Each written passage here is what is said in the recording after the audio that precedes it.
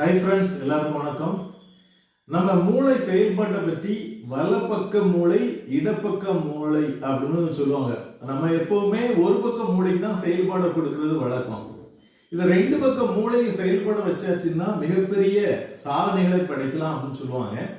ரெண்டு பக்க மூளையை செயல்பட வைப்பது எப்படி பார்த்தீங்கன்னா, இப்போ நம்ம கையை சுழற்றோம் அப்படின்னா இப்படிதான் சுற்றும். முன்னாடி ஒரு பக்க கையை முன்னாடியும் ஒரு பக்க கையை பின்னாடியும் சுற்றி பழங்க. ஒரு பக்கம் இப்போ இந்த ஒரு பக்கம் முன்னாடி போகுது, ஒரு பக்கம் பின்னாடி வருது. இதை மாதிரி பழகிடுங்க. அதே மாதிரி கையை சுழட்டும் பொழுதும் ஒரு பக்கம் முன்னாடி ஒரு பக்கம் பின்னாடி, ஒரு கை முன்னாடி ஒரு கை பின்னாடி, எப்படி பிராக்டிஸ் பண்ணுங்க. அதே மாதிரி கைகளை உள்ள இது, அதாவது